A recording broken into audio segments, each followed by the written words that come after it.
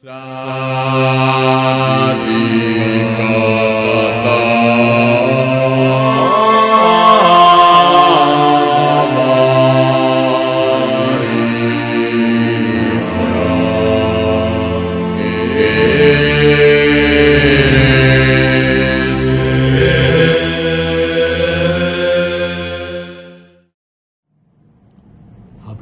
vechaverot, Shabbat Shalom.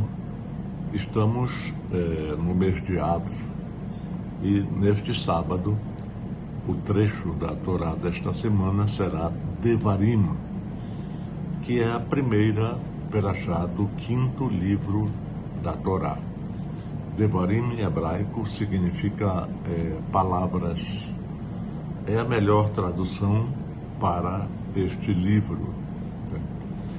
Como tenho falado várias vezes, uma tradução que não é condizente com o seu conteúdo, através da Septuaginta, Vulgata Latina, de Deuteronômio, segundo as leis, na realidade não é segundo as leis.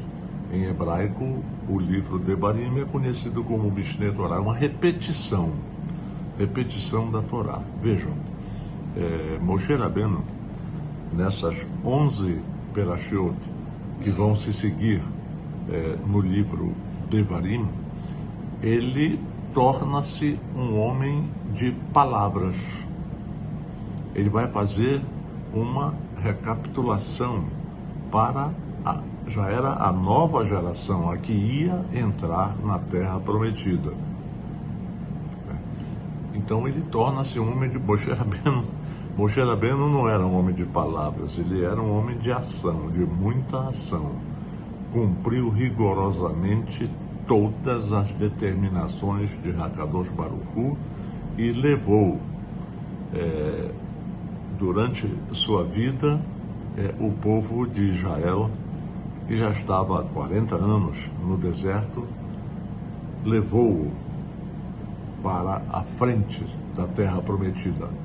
Ele não ia entrar lá, mas ele entendeu que ele precisava transmitir para aquela nova geração a história importante. Você precisa conhecer a história. Era uma nova vida que eles iam ter ali, já sob a constituição espiritual da Torá, que ia determinar a lei, tudo.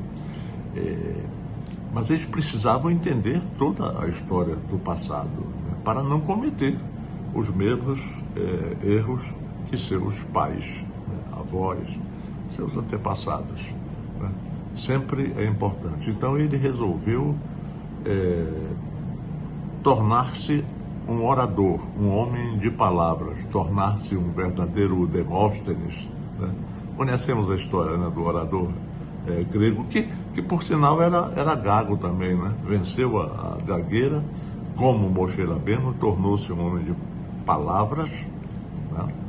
Demóstenes viveu num período difícil da Grécia, né? Quando ela tinha muita ameaça da Macedônia, o rei Filipe II. Então ele se tornou o maior orador daquela época, do seu tempo, assim como Moshe Rabbeinu. Antes disso, tornou-se um homem de Devarim, de palavras, um grande orador. Ele recapitulou toda a Torá, a história do povo judeu, desde seus primórdios. Ele foi andando e contando enfaticamente para aquela geração como foi. Ele repete os 10 mandamentos, tem o trecho do Shema Israel, tem várias coisas, isso na Perashá Devarim, mas são 11 perashiot, na qual faz as admoestações que vão ser importantes. Prestem atenção, porque pode acontecer isto, aquilo. Isso é muito, muito importante para o entendimento daquela nova geração que estaria sob o comando de Yehoshua, Josué, né?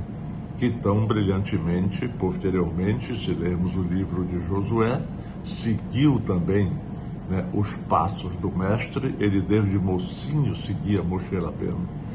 Então ele seguiu exatamente aquilo que Deus mandou para a reconquista de Eretz Israel.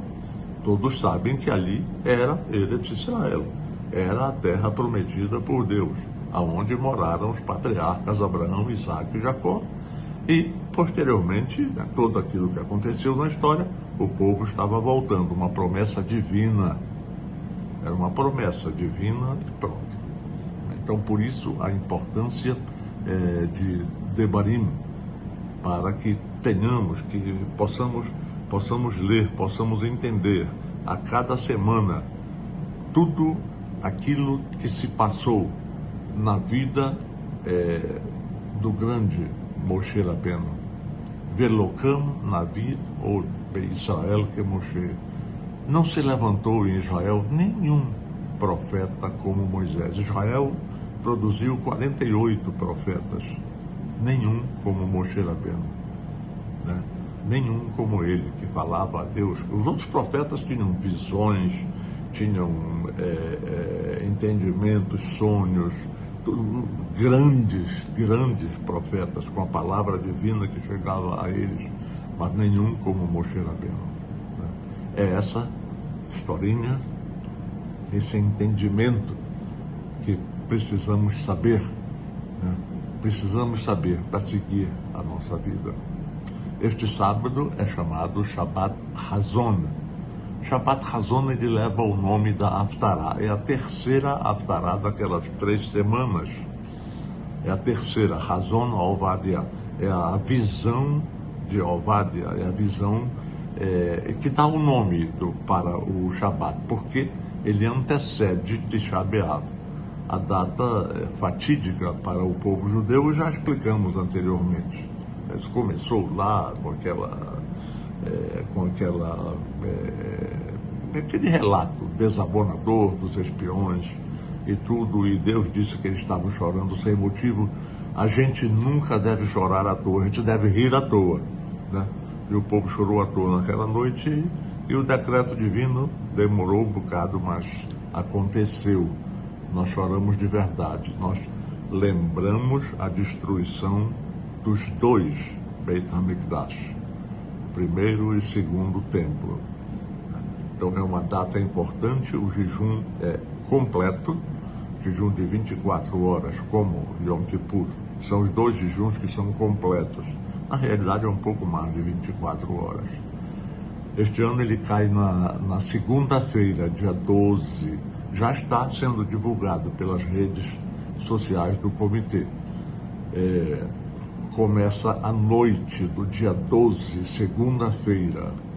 O jejum começa às 18h05, Arbit na sinagoga, 18h30. Terça-feira, dia 13 de agosto, é o dia inteiro. Começa às 8 da manhã, né? Shachrit. E à tarde, 17 horas, Mincha, quando colocamos Talit e Tefilim, seguido do Arbit, Betkat HaLevaná, se a lua estiver visível, a bênção da lua, e a quebra de jejum. É um jejum importante, e aí a vida do povo de Israel tem sido duríssima. Deus disse isso inúmeras vezes.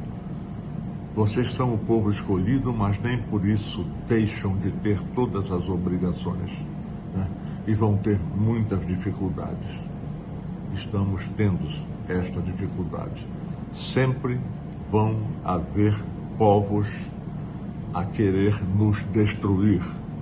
Isto é claro, no momento em que vivemos agora. Precisamos ficar alertas, porém precisamos orar. Tem uma frase rabínica que nos explica: quando agem na terra, agem também nos céus. Precisamos orar. Conclamo aqueles que estejam em condições de fazer o jejum para fazê-lo. Ir à sinagoga, segunda-feira, 18h30, né? E terça-feira, a partir das 8 da manhã, as rezas são diferentes. Para você ver, nem estudo da Torá, estudo em si, que alegra o coração, esse não se faz nesse dia. Nós lemos as quinotes, são as lamentações de Jeremias, nós lemos quinotes especiais, muitas, lembrando a história, né, do povo. Nós lemos Jó, né? Então tem toda a parte ritual, sentamos no chão, né? É diferente. Né? Tem uma aqui, uma delas que diz por que essa noite aí faz uma alusão com Pêssar. Por que é diferente? Né? Em Pêssar a gente faz isso e aquilo. Hoje a gente está sentado aqui no chão, lamentando e tudo. Precisamos. Temos Eretz Israel restaurada, Baruch Hashem, mas precisamos orar, precisamos nos ligar, precisamos relembrar e fazer este jejum. Por isso eu conclamo a todos os Haverim e Haverot para seguirmos a nossa sequência religiosa. E desejo, então, além do Shabbat Shalom Ubevorach, Tzom Kal. Tzom Kal em hebraico moderno, que o jejum seja leve. Né? Muito comum antes de Yom Kippur, a gente diz, tenhas um bom jejum, desde criança eu escuto isso. Hoje falamos Tzom Kal. Então, Shabbat Shalom, mais uma vez, o Mevorach, Vetzom Kal.